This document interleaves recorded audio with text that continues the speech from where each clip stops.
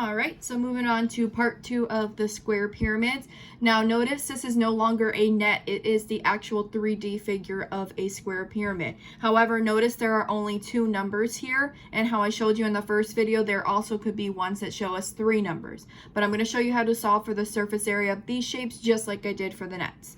So again, we know that it is a square pyramid because it has a square as the base and then it is surrounded by a bunch of triangles. So let's figure out all the numbers so we can figure out the area, then we can add it all together to get the surface area. So when you're working with a square, if there is an 8 here on this side, there's an 8 here, an 8 here, and an 8 here. Then for all of my triangles, if it has a height of 16 on one of my triangles and it's a square all the way around, then that means it's going to have the same height for the rest of them. So this height is going to be 16, this height is going to be 16, and this height over here is going to be 16. Now, if you can see right away that it is a square pyramid and you know the numbers you're going to be working with, you do not have to write out the numbers. It is whatever you feel most comfortable with. So the first thing I need to do is find the area of the base.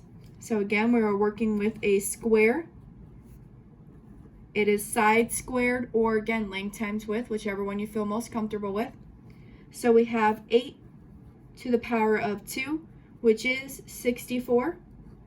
We are working in feet, and it is going to be squared.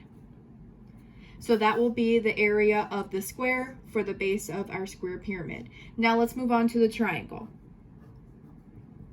Formula is 1/2 base times height. Okay, so I have 1/2. My base is 8, my height is 16.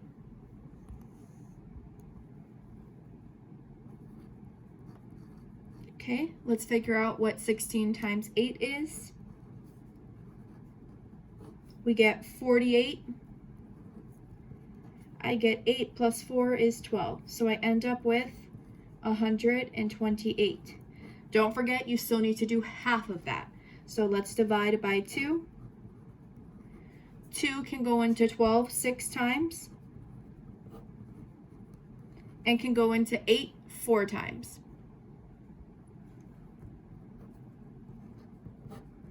So I end up with 64. We are working in feet and it is going to be squared. Now this is the area for just one triangle, and again I have 4 of them, so just like I showed you in the last video, take this number and times it by 4. We get 16, 24 plus 1 is 25, and again feet squared. So now that I have the area of all of my triangles now and the area of my base, which was the square, I can add them 2 together. So 256 and 64. We get 10, we get 12, and we get 3. Again, working in feet and its area, so it is going to be squared. So my final answer would be 320 feet squared. Okay, let's try the next one. So again, working with a square with a 4, it's going to be 4 all the way around. And if my height is 10 here for this triangle, then it's going to be 10 for all my other triangles. So for my base, which is the square, it's going to be 4 to the power of 2. And 4 to the power of 2 is 16. We are working in yards, and it is going to be squared. Okay? Then for my triangles, formula 1/2 base times height. We have 1/2, base is 4, height is 10.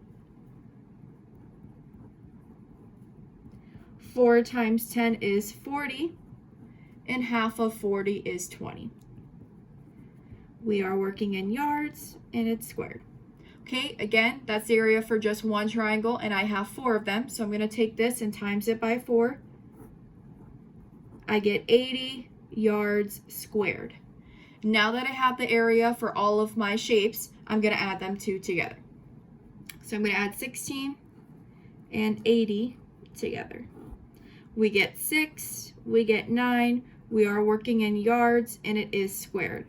So my final answer would be 96 yards squared.